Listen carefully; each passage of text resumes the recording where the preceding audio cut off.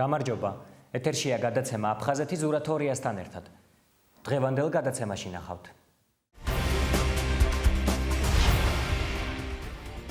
გასული კვირის მნიშვნელოვანი მოვლენების საინფორმაციო გამოშვება. ნატოს გენერალური მდივნის იენს სტოლტენბერგის განცხადებები თბილისში. ამერიკის კონგრესის რეზოლუცია. რუბრიკაში პორტრეტი გაგაცნობ ცნობილ ქართველ მხატვარს ნუგზარ მგალობლიშვილს. გასული კვირის მნიშვნელოვანი მოვლენების საინფორმაციო გამოშვება.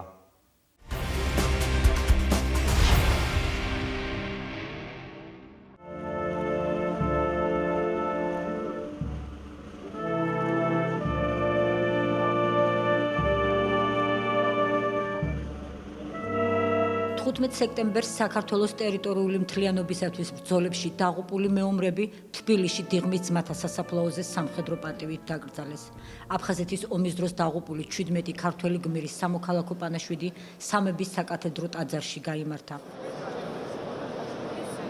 გარდაცვლილთა ოჯახებს საქართველოს პრეზიდენტმა გიორგი მარგველაშვილმა, საქართველოს მთავრობის წევრებმა და აფხაზეთის ავტონომიური რესპუბლიკის ხელისუფლების წარმომადგენლებმა მიუსამძიმრეს. კიდევ ერთხელ პატივს მივაგებთ იმ ტრაგიკული ომის გმირებს და მსხვერპლებს. მადლობას უხდით მათ ოჯახის წევრებს ასეთი შვილების გაზრდისათვის. ვიზიარებთ მათ კივილს და ვამბობთ, რომ ღმერთი გაანათლებს მათ ტანჯულ და წამებულ სულებს. მე თავი მინდა დაუხარო ამ ბიჭების გმირობას, ამ ვაჟკაცების გმირობას. მადლობა უთხრა მათ მშობლებს, მათ ნათესაებს, შვილებს. მინდა ვთქვა, რომ ასეთი ბიჭების მხრეზე დგას ჩვენი ქვეყანა და ჩვენი ერი. მე ვფიქრობ, რომ ამ ბიჭების სახელი არ უნდა დაიკარგოს და არ დაიკარგება. ჩემი ძმა ოქროპი მაცაბერიძე ცხოვრები გუდაუთაში.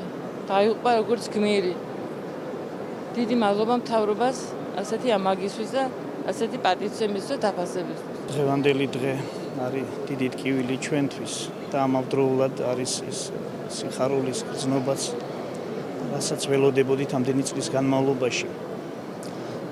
პატივს მივაგებთ ღირსეულ ჩვენ ვაჟკაცებს, რომელმაც ღირსეულად შესწირეს თავი ჩვენ სამშობლოს და ჩვენ ქვეყანას. მინდა ყველას დიდი მადლობა უთხრა. ვინც გულთან ახლოს მიიტანა ეს ყველაფერი და მაქსიმალურად შეძლეს ყველაფერი, რომ დღევანდელი დღე ყოფილიყო. ვეღირსა, რომ მივაგოთ პატივი ღირსეულ ვაჟკაცებს. აღსანიშნავია, რომ 2010 წელს წითელი ჯვრის ეგიდით შეიქმნა ორმხრივი საკოორდინაციო ჯგუფი, რომელიც 1992-93 წლებში ქართულ-აფხაზური კონფლიქტის შედეგად უგზო-უკლოდ დაკარგულთა მოძიების საკითხებს სწავლობს.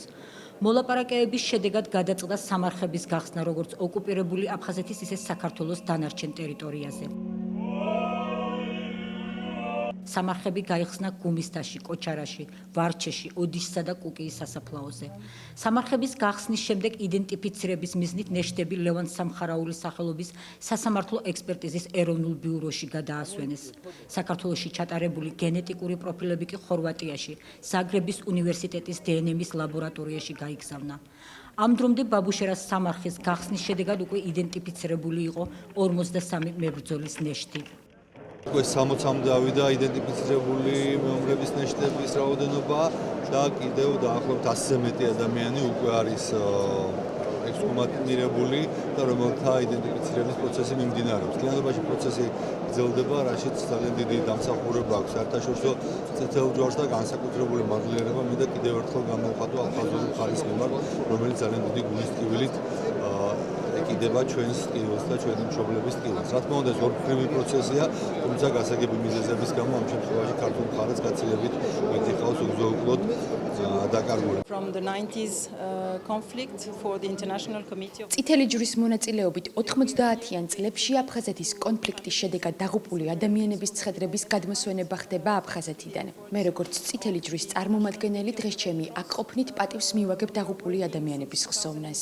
ჩვენ 2010 წლიდან აქტიურად თანამშრომლობთ ქართულ და აფხაზურ მხარეებთან, რათა მოხდეს ცხედრების გადმოსვენება. ვაგრძელებთ კვლევებს აფხაზეთის ომის დროს დაღუპული ადამიანების ძიების საკითხში.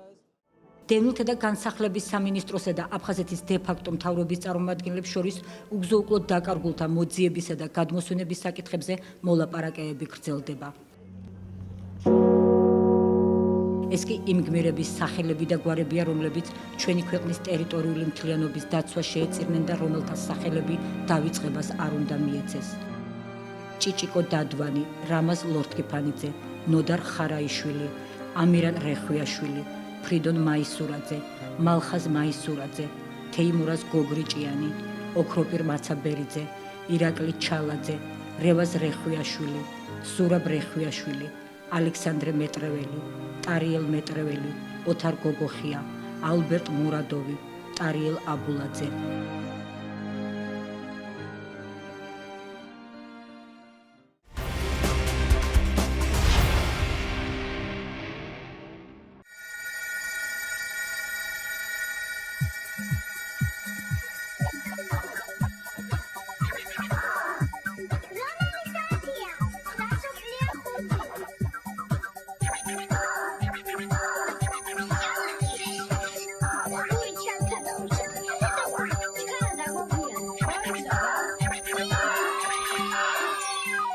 სექტემბერს საქართველოს საჯარო სკოლებში ახალი სასწავლო წელი დაიწყო.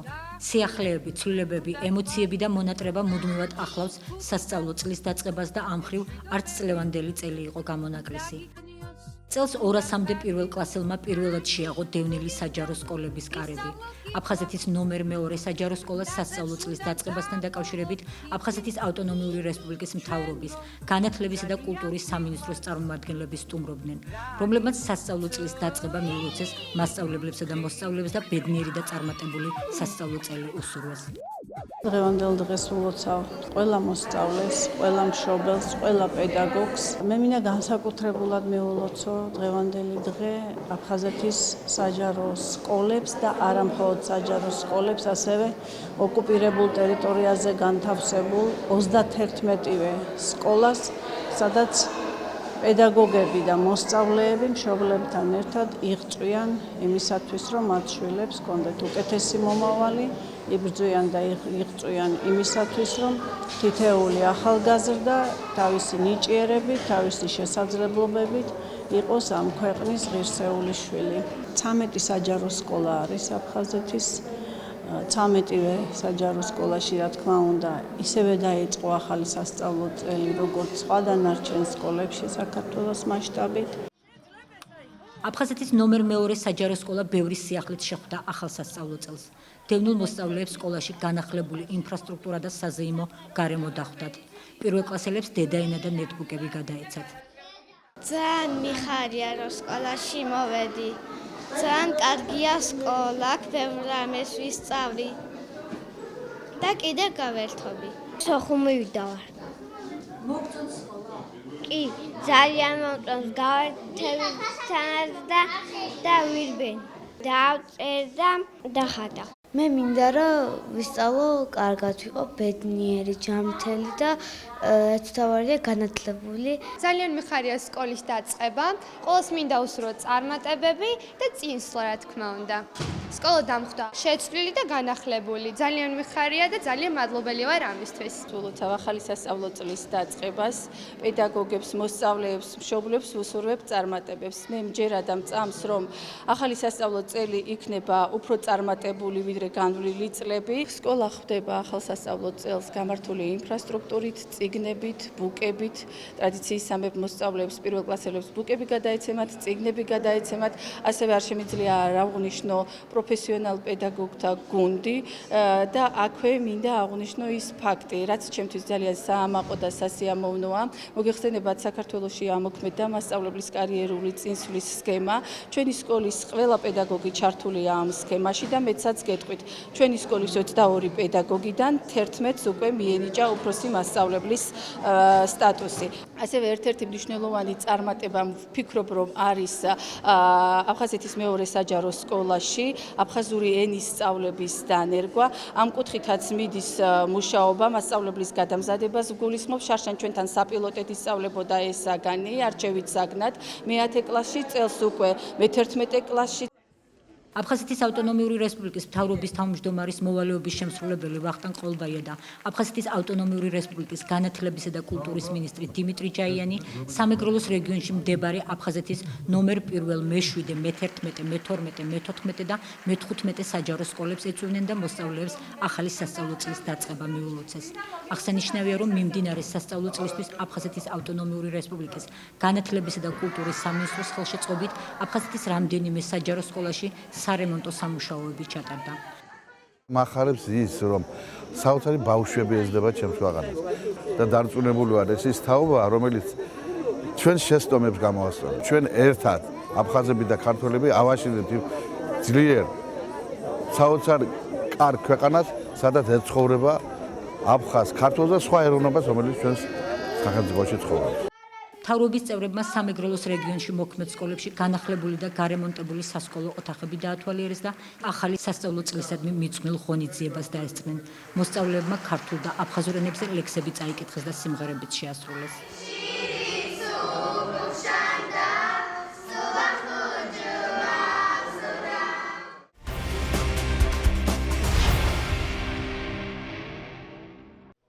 შვიდობის ფონდის ორგანიზებით გაიმართა დისკუსია საქართველოს ოკუპირებულ ტერიტორიებზე ქართული ენის მდგომარეობის შესახებ. დისკუსიის მიზანი იყო ოკუპირებულ ტერიტორიებზე ქართული ენის მდგომარეობის სიღრმისეული განხილვა. შეხვედრაზე საუბარი შეეხო შექმნილ მდგომარეობას, ისტორიულ ნარატივებს, სახელმწიფო პოლიტიკას, საერთაშორისო მექანიზმებსა და ამ საკითხებთან დაკავშირებულ სამომავლო პერსპექტივებს. გადაწყვეტეთ, რომ სწორედ ასე თქვა ჩვენი ფონდის აქტიურობა სექტემბრიდან დაგვეწყო ასეთი მნიშვნელოვანი ღონისძიებები და გვესაუბრა იმ პრობლემებზე, რომელიც აწუხებს ეთნიკურ ქართველებს ოკუპირებულ ტერიტორიებზე.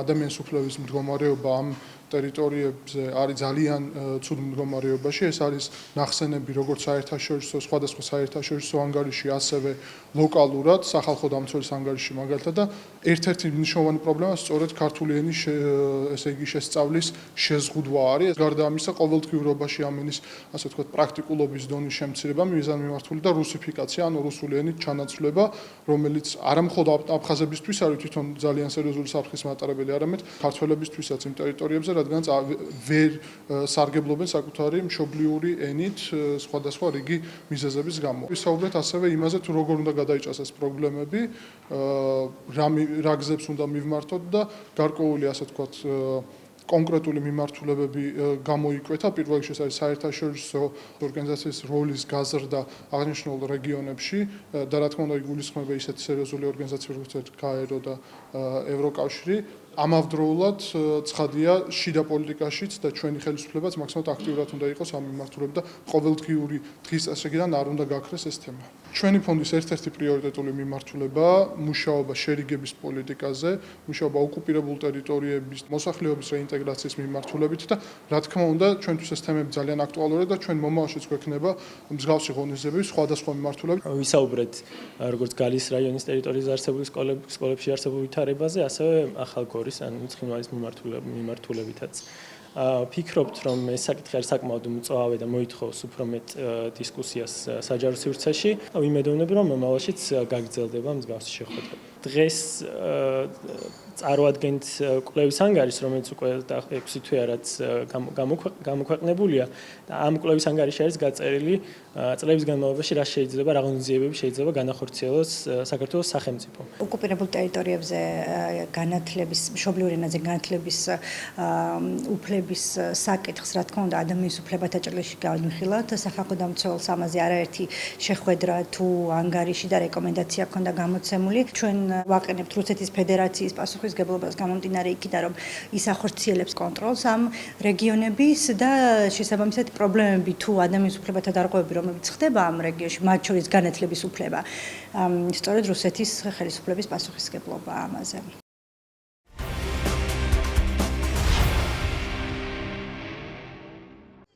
აფხაზეთიდან იძულებით გადაადგილებულ პირთა გასვლითი პროფილაქტიკური სამედიცინო გასინჯვების პროგრამის ფარგლებში უფასო სამედიცინო გამოკვლევები ჩაუტარდათ წყალტუბოსა და კოპიტნარის დასახლებაში მცხოვრებდევნილებს. აქციის ორგანიზატორი იყო აფხაზეთის ავტონომიური რესპუბლიკის ჯანმრთელობისა და სოციალური დაცვის სამინისტრო. აფხაზეთიდან იძულებით გადაადგილებულ პირებს უფასო მედიკამენტებიც გადაეცათ.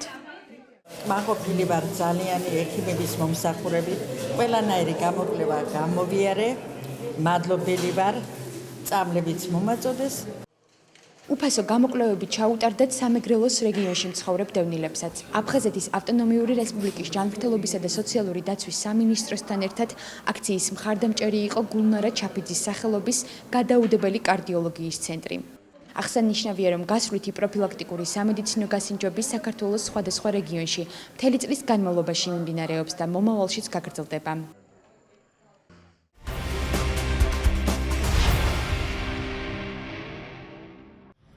ოჩამჩირის საფეხბურთო კლუბის 100 წლისა და ვეტერანი ფეხბურთელის თენგიზ ნორაკიძის 80 წლის იუბილესთან დაკავშირებით ბორის პაიჭაძის ძეგლთან ვეტერანი ფეხბურთელები შეიკრიბნენ.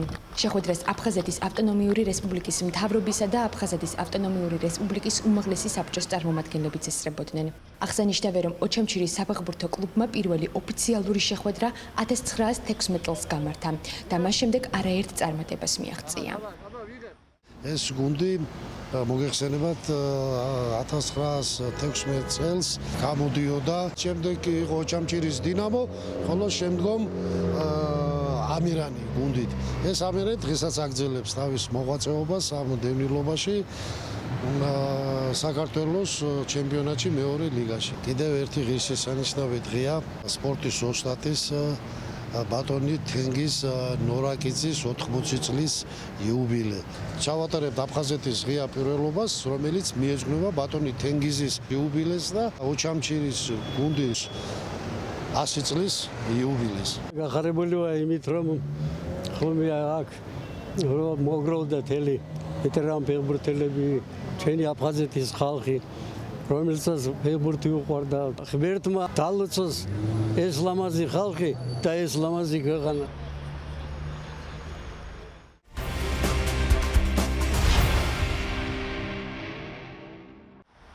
კლასიკური მუსიკის საერთაშორისო ფესტივალ ხამის სერენადების მრავალწლიანი ისტორია გრძელდება.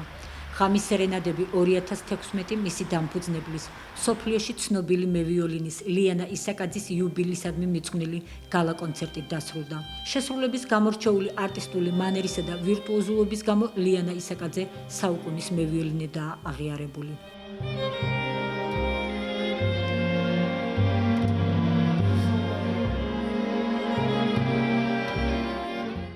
ოპერისა და ბალეტის თეატრის სცენაზე კლასიკური მუსიკის შედევრები ლიანა ისაკაძემ, მსოფლიო კამერულმა ანსამბლმა ვირტუოზები და მსოფლიოში ცნობილმა სხვა მუსიკოსებმა შეასრულეს. ლეგენდარულმა მევიოლინემ და დირიჟორმა, საერთაშორისო ფესტივალის უცვლელმა სამხატვრო ხელმძღვანელმა ლიანა ისაკაძემ ფესტივალის ფარგლებში ერთგული ქართველი მსმენელისთვის დაუვიწყარი მუსიკალური საღამოები ბათუმში, ანაკლიასა და თბილისში გამართა.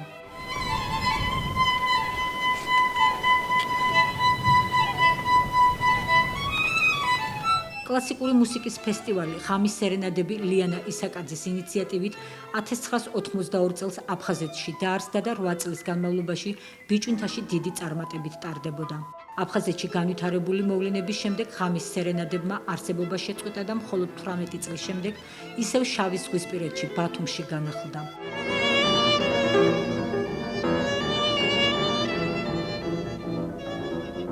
წლების განმავლობაში ფესტივალისადმი არსებულმა დიდმა ინტერესმა მისი გაფართოება განაპირობა.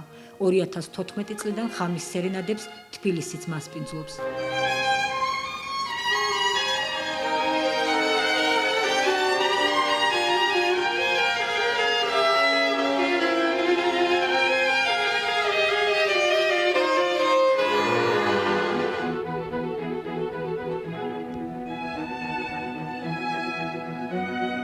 წელს კი ფესტივალი პირველად ანაკლიაში საზღერდა და მისი სლოგანიც შესაბამისი იყო: ხამის სერენადები ყველაზე ახლოს აფხაზეთთან. ეს საღამო ლიანა ისაკაძისა და მისი მეგობრების მუსიკალურ გზავნილად იქცა აფხაზეთში, იქ სადაც ეს გრანდიოზული ფესტივალი დაიბადა. ძალიან ბედნიერი ვარ, რომ სწორედ ანაკლიაში ჩატარდა ამჯერად. ეს იყო პირველად ჩატარებული ეს კონცერტი, რომელიც არის გვერდით, აი ჩემი უსაყვარლესი აფხაზეთის გვერდით. და სადაც მე დავიწყე ამ ფესტივალის ჩატარება 82 წელში. მინდა რომ აუცილებლად უნდა ისე აღსდგეს, იმიტომ რომ იქ იყო ტაძარში.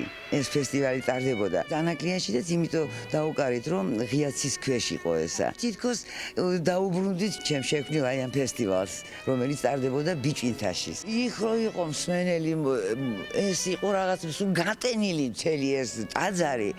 მთელი მსოფლიოდან ჩამოდიოდა ხალხი.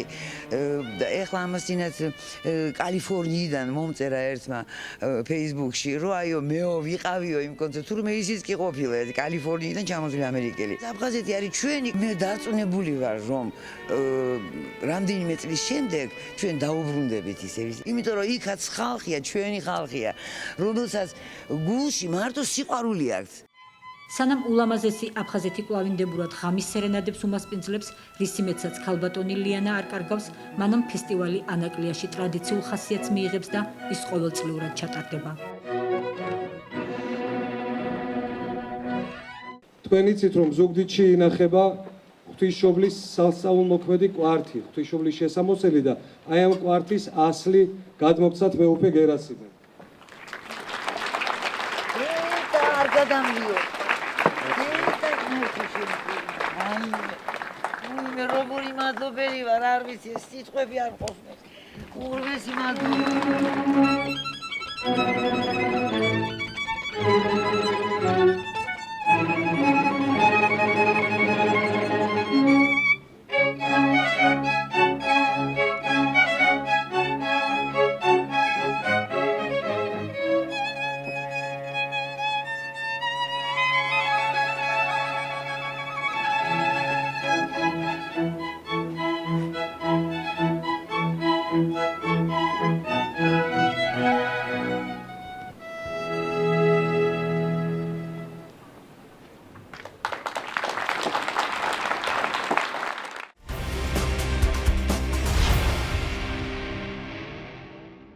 კვირის თემა.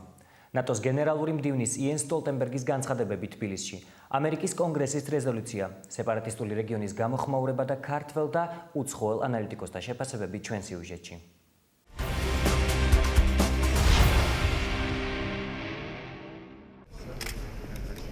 ჩრდილოატლანტიკური საბჭოს ვიზიტი საქართველოში სერიოზული გზავნილია მსოფლიოსთვის, რომ ნატომ მტკიცედ უჭერს მხარს საქართველოს ტერიტორიულ მთლიანობას და სუვერენიტეტს.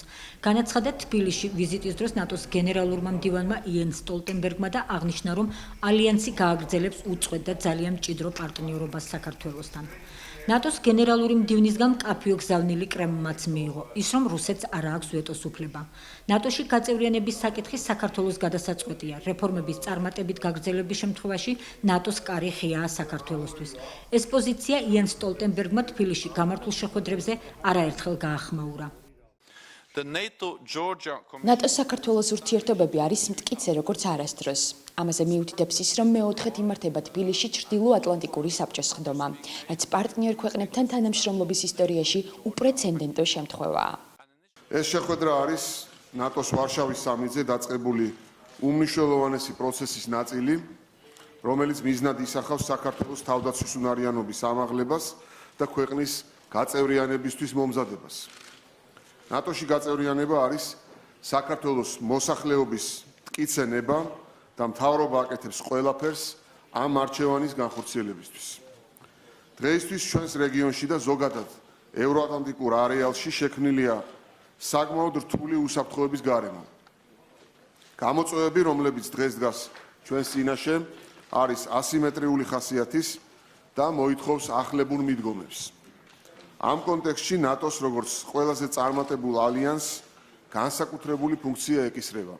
ნატო საქართველოს სამხედრო თანამშრომლობა ამ ეტაპზე არის უაღრესად დინამიური და ალიანსი აქტიურად არის ჩართული საქართველოს თავდაცვითი შესაძლებლობების განვითარებაში. ვიზიტის ფარგლებში იყო შეხვედრები საქართველოს ხელისუფლების პირველ პირებთან, სამოქალაქო სექტორის წარმომადგენლებთან, ექსპერტებთან და სტუდენტებთან. მთავარი თემები სამხედრო უსაფრთხოებისა და პოლიტიკურ საკითხებთან ერთად დემოკრატიული რეფორმები იყო, რომელიც ნატოს მაღალჩინოსნების შეფასებით საქართველოს წარმატებით განახორციელა. ხაზგასმით აღინიშნა, რომ მნიშვნელოვანია მოახლოებულმა საპარლამენტო არჩევნებმა უმაღლეს სტანდარტებს უპასუხოს, რომელიც იქნება გასაღები ჩრდილოატლანტიკურ ალიანსში ინტეგრაციის კუთხით. ჩვენ მოვუწოდებთ საქართველოს გააგრძელოს მოძრაობა დემოკრატიული, ეკონომიკური და თავდაცვითი რეფორმების გზაზე.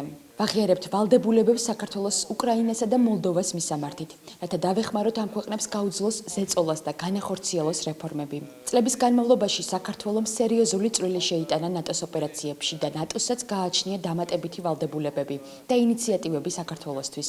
ვიდრე ეს სხვა პარტნიორ ქვეყნებშია, რაც უფრო მეტ რეფორმას გაატარებს ქვეყანა, მით უფრო სასარგებლო შედეგს მიიღებს მოახლოებულ ბრიუსელის სამიტზე. ნატოს გენერალურმა მდივანმა გაიხსენა 2008 წელს რუსეთის სამხედრო ძალების გამოყენება საქართველოში. თბილისში გამართულ შეხვედრებზე საუბარი შეეხო რუსული პროპაგანდისა და მსოფლიო ტერორიზმის საფრთხეებსაც. ნატო საქართველოს არსებითი პაკეტი უმნიშვნელოვანესი ინსტრუმენტია საქართველოს თავდაცვის შესაძლებლობების გაღრმავებისთვის. ჩვენ გეხმარებით იყოთ უფრო ძლიერები და თავსებადების სხვადასხვა საერთაშორისო ძალასთან.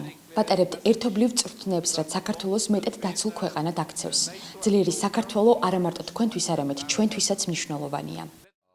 რუსეთთან ურთიერთობა, შავი ზღვის რეგიონის უსაფრთხოების გასაძლიერებლად ნატოს მიერ დაგეგმილი ღონისძიებები, რუსული ოკუპაციის შედეგები, ქვეყნის საგარეო და შიდა პოლიტიკური მდგომარეობა. ეს ის საკითხებია, რაზეც ქართველი კანონმდებლები ჩრდილო-ატლანტიკური საბჭოს წევრებსა და ნატოს წევრი ქვეყნების ელჩებს ესაუბრნენ. ნატო ქვეყნის სწორი არჩევანია, აცხადებენ ამ ვიზიტის შეფასებისას მმართველი გუნდისა და ოპოზიციის წარმომადგენლები. ეს არის კიდევ ერთი ძალიან ნათელი დემონსტრირება იმისა, რომ ნატოს და საქართველოს ერთმანეთისგან მხოლოდ საქართველოს ნატოში წევრობა აშორებს, დანარჩენი ჩვენ ერთად მუშაობთ.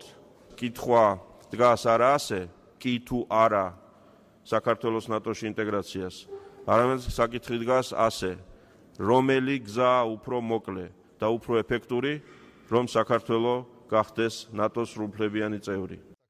ნატოს გენერალური მდივნის სპეციალურ წარმომადგენელთან კავკასიასა და ცენტრალურ აზიაში ჯეიმს აპატურაისთან და ნატოს სხვა მაღალჩინოსნებთან გამართულ შეხვედრებზე კი ქართველმა ექსპერტებმა და სამოქალაქო სექტორის წარმომადგენლებმა ოკუპირებულ ტერიტორიებზე არსებულ ვითარებაზე ისაუბრეს. რუსეთის ოკუპაციის მძიმე შედეგები და დეოკუპაციის მიზნით გადასადმელი ნაბიჯების აუცილებლობა აღნიშნეს პოლიტოლოგებმა. დამატებით უსაფრთხოების კუთხით ეს მნიშვნელოვანი არის, იმიტომ რომ ამ პოლიტიკურ გზნობიარე პერიოდში საქართველოს უსაფრთხოება ხდება მოწყვლადი, იგივე რუსული პროვოკაციების მხრიდან და ნატოს ვიზიტი არის ერთგვარი შემაკავებელი ფაქტორი იმისთვის, რომ რუსეთმა არ ცადოს რაიმე დესტაბილიზაცია. ევროპული კვლევების ცენტრის ხელმძღვანელის პოლიტოლოგ კახა გოგოლაშვილის შეფასებით, ნატოს მაღალი რანგის დიპლომატების ვიზიტმა დაადასტურა, რომ საქართველოს ნატოში გაწევრიანება ეჭქვეშ არ დგას. როგორც კი შემცირდება ის რისკები, რაც ხელს უშლის ამ პროცესს, დაჩქარდება ალიანსში გაწევრიანება. საქართველო დღეს ნატოს არაწევრებს შორის არის ყველაზე ახლო პარტნიორი ნატოსთვის. შეიძლება ითქვას, ყველაზე მნიშვნელოვანი პარტნიორი ქვეყანა, რომლის გაწევრიანებაც ნატოში პრაქტიკულად ეჭვებს არ იწვევს. საქართველოს გაწევრიანება ნატოში იმ წამსვე, როგორც კი საერთაშორისო სიტუაცია ამას ხელს მისცემს. თუ შემცირდება რისკები, რომელთანაც საქართველოს ნატოში გაწევრიანება ასოცირდება, მაშინ ჩვენს გაწევრიანებას არაფერი არ დაუდგება. ეს არის ვთქვათ რუსეთიდან პირდაპირი აგრესია, ან რაიმე ისეთი ქმედება, რომელიც დააზარალებს საქართველოსაც და ნატოს წევრ სახელმწიფოებსაც. ჩვენ ურთიერთობებში ახლა ძირითადი აქცენტი კეთდება საქართველოს ნატოსთან, ნატოს სტანდარტებთან დაახლოებაზე, ჩვენი შეიარაღებული ძალების, ჩვენი შეიარაღებული ძალების გაძლიერებაზე, მათი ვთქვათ ბრძოლის უნარიანობის, მათი მომზადების, ოპერატიული შესაძლებლობების და ასევე იმ სუსტი წერტილების გაძლიერება, რომელიც საქართველოს თავდაცვას გააჩნია. საქართველოში ჩრდილო-ატლანტიკური საბჭოს წევრების ვიზიტს შეფასებები ვაშინგტონშიც მოყვა. ამერიკის საერთაშორისო უსაფრთხოების ცენტრის ანალიტიკოსი ჯორჯ ბენიტესი ამ შეხვედრებს ნატოს მხრიდან საქართველოს მხარდაჭერის დემონსტრირებას უწოდებს. ჩრდილოატლანტიკური საბჭო იშვიათად იკრიბება ბრიუსელის გარეთ. საქართველოში მისი წევრების ვიზიტი ნიშნავს იმას, რომ ალიანსი სერიოზულად აღიქვამს საქართველოს და მის წინაშე აღებული ვალდებულებების ერთგულია. საქართველოში მიმდინარე წვრთნები უპრეცედენტო შემთხვევაა რეგიონში. ამ მოვლენით ნატომ რუსეთს დაუმტკიცა, რომ მას რეგიონში გაზრდილი მზადყოფნა და აქტიური მიდგომა აქვს. ამერიკის ჯარის ასევე ალიანსის წევრების ეფექტური ჩართულობა ამ წვრთნებში რუსეთისთვის პირდაპირი ნიშანია, რომ რეგიონში ნატო ძლიერდება. ასევე პასუხია რუსეთის სამხედროების მზარდ კონცენტრაციაზე რეგიონში, რაც ჩვენს შეშფოთებას იწვევს.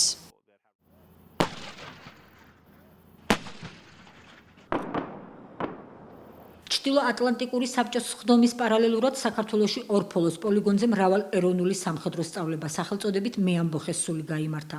სწავლება უკვე მე-6-ე ჩატარდა და მასში ქართულ სამხედროებთან ერთად 5 ქვეყნის, ამერიკის, რუმინეთის, ბულგარეთის, უკრაინისა და ლატვიის 1200-მდე ჯარისკაცი მონაწილეობდა. სამხედრო მოსამსახურეების დავალება შეტევის, თავდაცვისა და უკან დახევის ოპერაციები იყო, რომელიც სამხედროებმა წარმატებით შეასრულეს. ოფიციალურ დახურვაზე ხელისუფლების წარმომადგენლებმა სწავლება დადებითად შეაფასეს.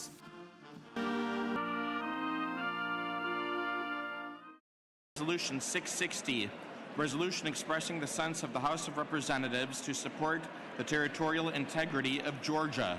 საქართველოში არსებული კონფლიქტები განხილვის თემა იყო ამერიკის კონგრესში, სადაც წარმომადგენლობითმა პალატამ ჩვენი ქვეყნის ტერიტორიული მთლიანობის მხარდასაჭერი ორპარტიული რეზოლუცია აბსოლუტური უმრავლესობით მიიღო.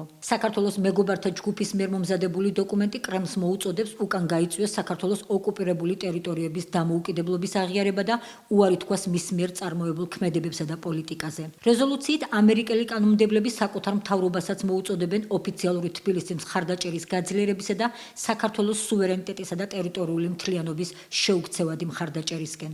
დოკუმენტის თანახმად ამერიკის შეერთებული შტატები ნებისმიერი გარემოების მიუხედავად არ ცნობს რუსეთის დე იურე და დე ფაქტო კონტროლს საქართველოს შემადგენელ რომელიმე ნაწილზე, მათ შორის აფხაზეთსა და ყოფილ სამხრეთ ოსეთზე. ნატოს გენერალური მდივნის განცხადებებს გამოხმაურება მოყვა სეპარატისტულ რეგიონში. ეგრეთ წოდებული სამხრეთ ოსეთის დე ფაქტო საგარეო საქმეთა სამინისტროს განცხადებით, ოსეთის ეგრეთ წოდებული ხელისუფლება შეშფოთებულია იმ განცხადებებით, რომელიც ნატოს გენერალურმა მდივანმა თბილისში ვიზიტის დროს გააკეთა. ჩვენ გვაშფოთებს იენს სტოლტენბერგის იმედისმომცემი განცხადება საქართველოს ნატოში შესვლისა და მისი თავდაცვის უნარიანობის გაძლიერების შესახებ საქართველოში ნატოს წვრთნების ფონზე, ნათქვამია განცხადებაში. ცხინვალი აგრეთვე შეშფოთებულია ამერიკის შეერთებული შტატების კონგრესის მიერ მიღებული 660 რეზოლუციით, რომელიც საქართველოს ოკუპირებულ რეგიონების ტერიტორიული მთლიანობის მხარდაჭერასა და თავდაცვის შესაძლებლობას ეხება. საქართველოსათვის გაწეული ნებისმიერი სამხედრო დახმარება, რითაც არ უნდა იყოს ის მოტივირებული, აძლიერებს საქართველოს რევანშისტულ განწყობებს, ხელს უწყობს რეგიონში არასტაბილურობასა და დაძაბულობის ესკალაციას, ნათქვამია ცხინვალის სეპარატისტული ხელისუფლების განცხადებაში. დე ფაქტო ხელისუფლების განცხადებას აბსურდულს უწოდებს ქართული მხარე და ამერიკის კონგრესის მიერ მიღებულ რეზოლუციას ვაშინგტონის მიერ საქართველოს მტკიცე მხარდაჭერის დადასტურებად მიიჩნევს. შეერთებული შტატების კონგრესის მიერ ამ რეზოლუციის გატანა და რომელიც თხოვს მთავრობას და მოუწოდებს მთავრობას, მოითხოვს მთავრობისგან შეერთებული შტატებისა, რომ ეს რეზოლუცია ცნოს და შესაბამისი რეაგირება მოახდინოს, ანუ საქართველოს გაუწიოს სრული დახმარება თავის ტერიტორიული მთლიანობის აღდგენის საკითხში. ეს არის ძალიან მნიშვნელოვანი არა მარტო დღევანდელი, არამედ სამომავლო ამერიკის პოლიტიკისთვის. ანუ პრაქტიკულად პოლიტიკაში განსაკუთრებით დემოკრატიულ ქვეყნებში ესეთი სახის გადაწყვეტილებები ამკვიდრებენ ტრადიციულ ხედვას და სტაბილურ საფუძველს ქმნიან იმისთვის, რომ ეს დახმარება იყოს განგრძობადი და არასდროს არ გაჩერდეს. ანუ სანამ არ მიაღწევს თავის რეზულტატს. საქართველოს საგარეო საქმეთა სამინისტროში თვლიან, რომ აღნიშნული რეზოლუცია ამერიკის შეერთებული შტატების კონგრესის მიერ საქართველოსადმი და მისი ტერიტორიული მთლიანობისადმი პოლიტიკური მხარდაჭერის კიდევ ერთი გამოხატულებაა.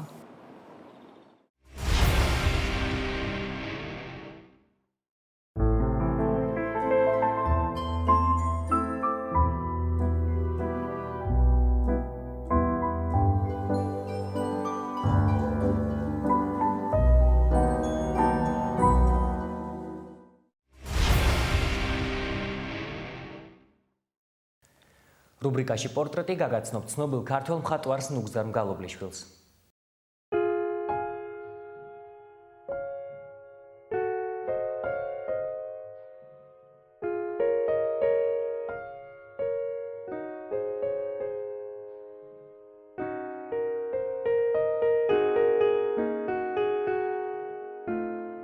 მხატვრობა უპირველეს ყოვლისა აზროვნება. ის შეიძლება იყოს აბსტრაქტული, შეიძლება იყოს რეალისტური. მხატვარი, ასე ვთქვათ, უნდა იყოს თავისუფალი. სულისა და გონების კონცენტრირებით ქმნის საკუთარ ნაწარმოებს.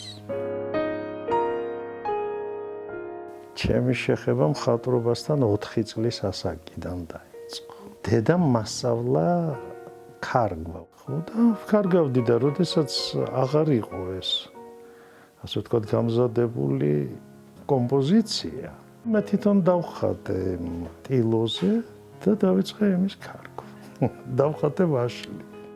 სოხუმში პიონერთა სახლში იყო ნორჩ მხატვართა წრე და შესანიშნავი მასწავლებელი ყავდა გიორგი ზეთგენიძე. დავდიოდი ამ ნორჩ მხატვართა წრეში და როდესაც უკვე ზოგად საგანმანათლებლო სკოლაში პირველ კლასში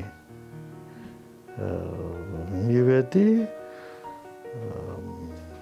მე თვითონ მომინდა სამხატვრო სკოლა.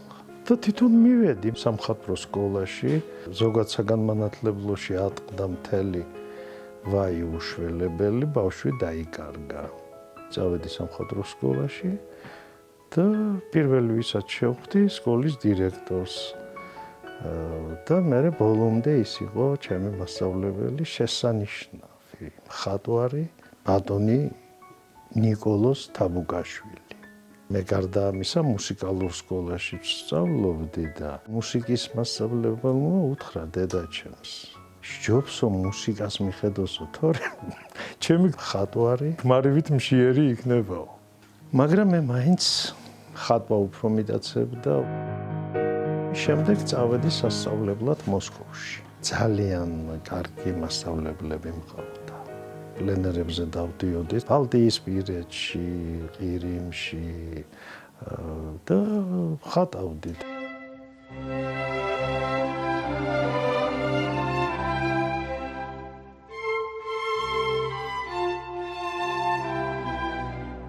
რიგაში პლენერზე ვიყავით, წასულებით. იქ გოტიკური ტაძარი იყო, ესეთი წმინდა პეტრეს ტაძარი და მისი რესტავრაცია მიმდინარეობდა და გუმბათიც ხარაჩოებით იყო ირგვლივ.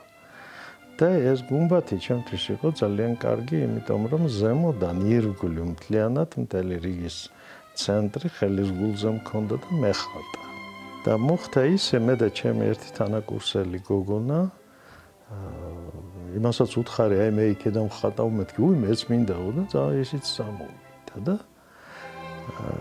ამ რესტავრატორებთანაც რაღაც დაუმეგობრდით, კარგი ურთიერთობა ჩამოგვიყალიბდა, მაგრამ პარასკევი დღე იყო და სულ დაავიწყდათ ამათ, რომ ჩვენ ზემოთ ვხატავდით. ჩაკეტეს მთლიანად მთელი ტაძარი და წავიდნენ. იმ დროს მოიხსენებათ არ არსებობდა არც მობილური ტელეფონი და არაფერი და ეხლა ვიტრაჟებს ხوار დავამტვრევდით და ორშაბათამდე ხატავდით. ჩვენ მქონდა ერთი ვაშლი, მაგრამ მქონდა საკმაოდ კარტონი, საღებავები, ტემპერა, უფრო მოხერხებული იყო პლენერზე, იმიტომ რომ მალე შრებობდა და ორშაბათს მე ასე ვთქვათ გამოგვიშვეს. პირველი გამოფენა ჩემი შედგა რიგის პოლიტექნიკური მუზეუმის საგამოფენო დარბაზში, ჯერ კიდე სტუდენტი ვიყავ.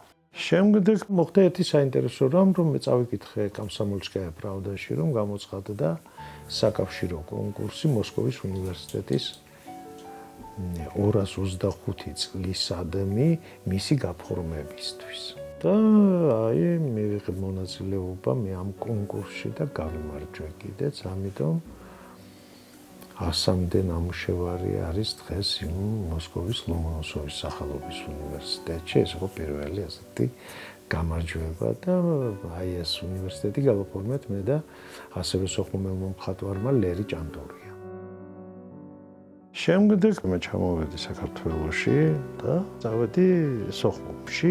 იმ დროს ვიყავი აფხაზეთის სამეცნიერო და შემოქმედებითი კლუბის ვიცე-პრეზიდენტი. თეატრშიც მიმიღეს სამსახურში, ხატვარი ვიყავი ერთი პერიოდი და სადადგმო ნაწილის გამგე. ეს ის პერიოდია, როდესაც უკვე გოგი ქავთარაძე იყო სამხატვრო ხელმძღვანელი. რა ვიცი, რა ჩამოთვლის იმდენი სპექტაკლები დაიდგა. პირველი რომელი იყო, მართალი გითხრათ, აღარც მახსოვს. ბუაჩიძის კაცრი ქალიშვილები, ეს იყო ჩემი, ასე ვთქვათ, დამოუკიდებელი პირველი სპექტაკლი.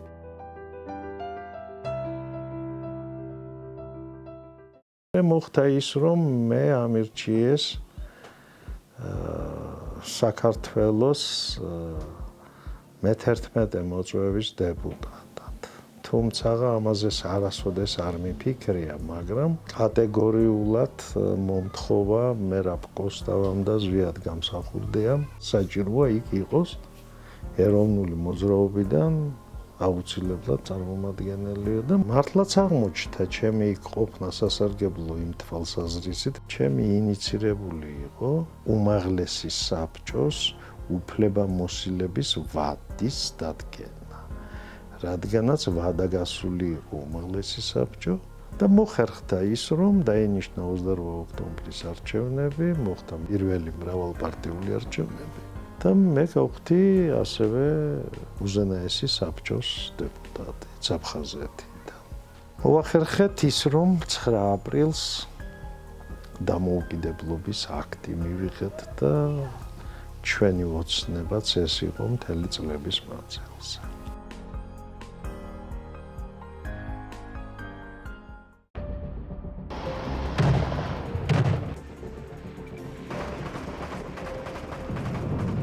მე მოგეხსენებათ, რომ სამხედრო გადატრიალების ძალით გადაგვაყენეს რბილად თუ ვიტყვით.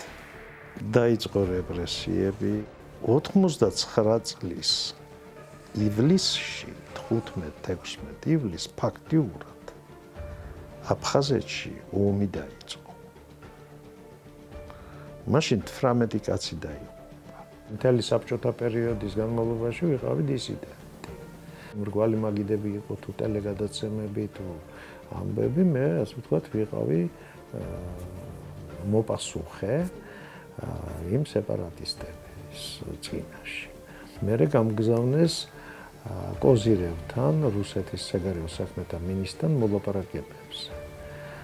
როდესაც გამოაცხადეს ეგრეთ წოდებული პერემირი, რაც რა თქმა უნდა არ შესრულდა. იქ გაირკვა, რომ ესე იგი ეს არც შესრულდებოდა და სოხუმი უნდა დაცემულიყო და ამის შესახებაც ვაცნობე, რა თქმა უნდა, მაგრამ როდესაც თვითმფრინავები ჩამოყარეს, მე ვეღარ მოხვდი სოხუმში და ამიტომ მე იქიდან ჩამოვფრინდი თბილისში. იქიდან მე არც ერთი ნამუშევარი არ წამომიყია, არც ფუნჯი, არც ტილო, არც არაფერი აბსოლუტურად, რადგანაც მე ვეღარ მოხვდი სოხუმში.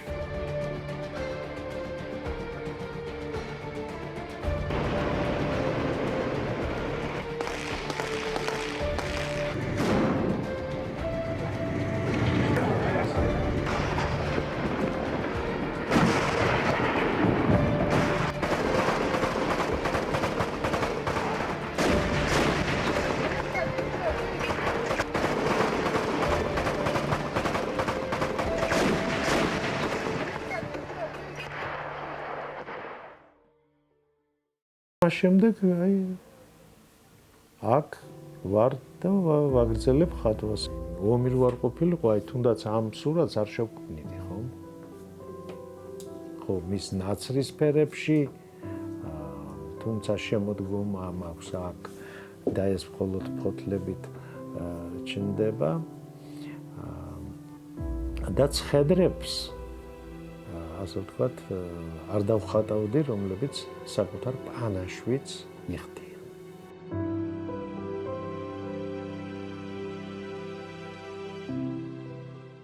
მუშაობს სხვადასხვა, ასე ვთქვათ, კონცეფციებზე, ჰიპერრეალიზმს ვაკეთებ. აი ეს ბოთლებიც იმას მეტყველებს. ვაკეთებ აბსტრაქტულ ნაწარმოებებს, მუშაობს სხვადასხვა ხასიათზე. მე მაგალითად მაქვს სუპრემატისტული პეიზაჟები გაკეთებული. მხატვრობაში სიწრფელია თავი. და როდესაც შენ ასე ვთქვათ დაგიკვეთავენ, აი ეს უნდა შექმნა, იქ შენ ვერ იქნები წრფელია, ის არ გინდა ეს გააკეთო. აქ ვცხოვრობ კიდევაც და ვხატავ კიდევაც და სტუმრებსაც ვღებულობ და ასე შემდეგ. უპირველეს ყოვლისა აფხაზეთი არის ჩემი სამშობლო. იქ გავჩდი მე, ავიდგი ფეხი და ის სამყარო და ის ფერადოვნება იყო მთელი ჩემი, ასე ვთქვათ, ბავშვობაც, სიყრმეც და მთელი ჩემი სამეგობროც. მე ყოველდღე ვხედავ სოხუმს, ჩემს ქუჩას, ჩემს სამეგობროს. ყველაფერი მენატრება მე იქაური. აი ეს კენჭებიც მენატრება.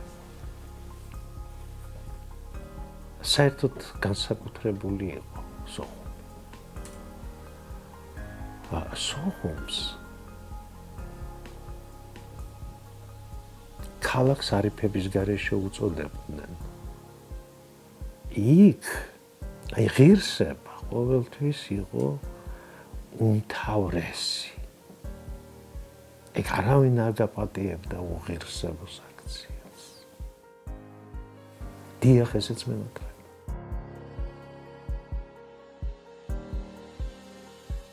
მე 12 აფხაზი მყავს მონათლული. პეტერბურგში იყო ჩემი პერსონალური გამოფენა, სადაც მე შევხვდი ჩემს აფხაზ მეგობრებს. მათთაც ასევე ნატრებით. ჩვენ აფხაზებთან ომი არ გქონია. ყველაფერზე მეტად მე მინდა მივიდე ჩემს სახელოსნოში. აი ბულვარზე ჩავისუნთქო ზღვის ჰაერი და ტალღები, ზღვის ტალღები ვიხილო ის, რომელიც მე ბავშვობიდან ასე ვთქვათ, მთელს ჩემს ცხოვრებას თან ახლდა.